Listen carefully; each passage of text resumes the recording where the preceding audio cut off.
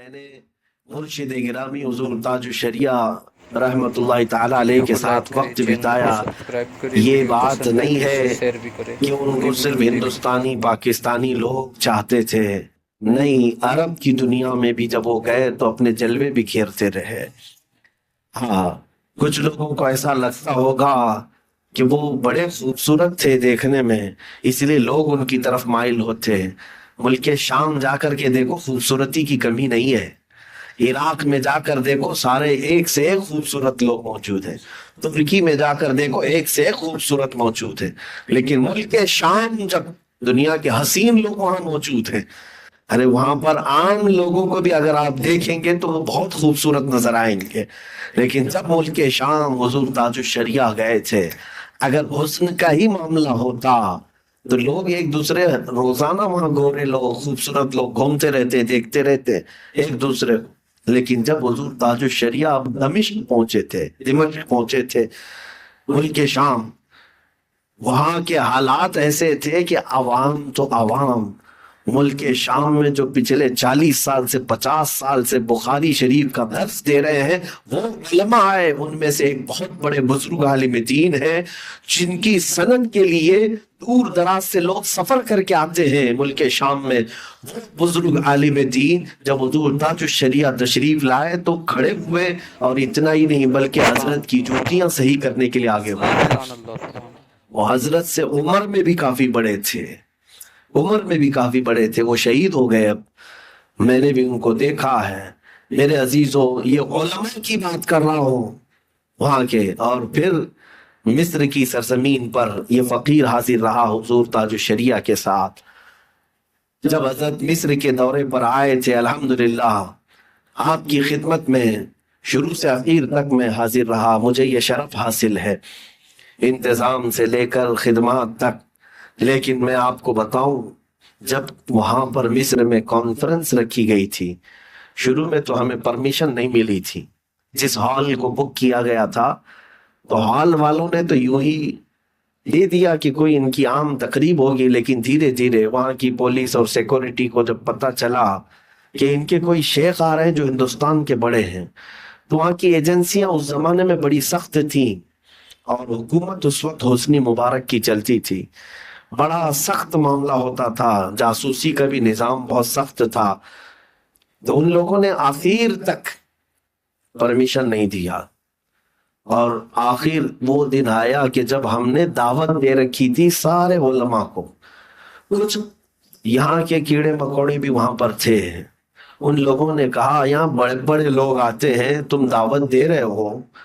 مصر میں جو جامع ازہر میں پڑھانے والے اساتذہ ہیں، استاذ ہیں، وہ جلدی کسی کی کانفرنس میں جاتے نہیں.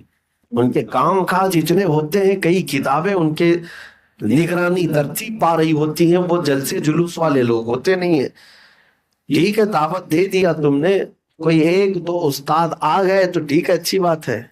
ازہر کے، جامع ازہر کے ایک دو استاد کسی محفل میں آ گئے تو کامیابی کی ضمانت ہو جاتی وہاں پر.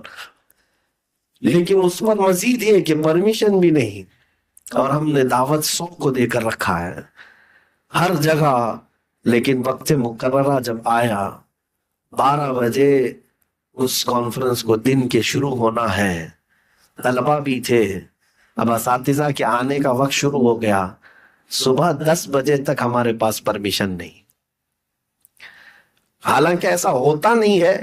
ہال والے بھی جو تھے وہ پریشان ہو گئے اور کہا کہ نہیں، ہمیں امن کی طرف سے، یعنی ڈپارٹمنٹ کی طرف سے اجازت نہیں ابھی تک. اللہ سلامت رکھے. وہاں پر جو اس دن ڈیوٹی پر تھے ایک پولیس والے، وہ امن پولیس کو کہتے ہیں، وہاں پر بڑے عہدے پر تھا وہ بندہ. وہ مجھے بلایا اور کہا میں دیکھ رہا ہوں تم دوڑ رہے ہو، بھاگ رہے ہو، دوڑ رہے ہو، بھاگ رہے ہو، تمہیں لیٹر تو نہیں ملنے والا ہے. ایک کام کرو، تمہارے شیخ آ رہے ہیں، آج میری ڈیوٹی ہے، میں اپنے ذمے پہ کراتا ہوں، میں کھڑا رہوں گا، جو ہوگا میں اپنے اوپر دیکھ لوں گا.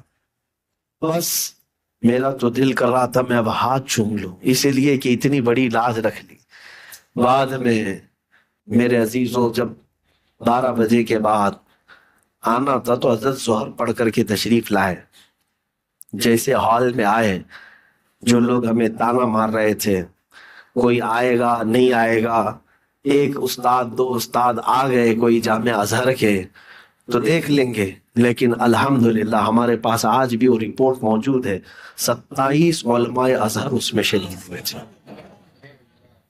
بڑے بڑے عالم جو اپنے کالج کے ڈین ہیں، ڈپارٹمنٹ کے ہیڈ ہیں، شیخ التفسیر ہیں، شیخ الحدیث ہیں، جو وہاں کے مفسر ہیں، محدث ہیں، محقق ہیں، مفتی ہیں، یہ سب اس میں شامل ہوئے تھے، سب آئے اور سبوں نے حضرت کا بیان بڑی توجہ کے ساتھ سنا۔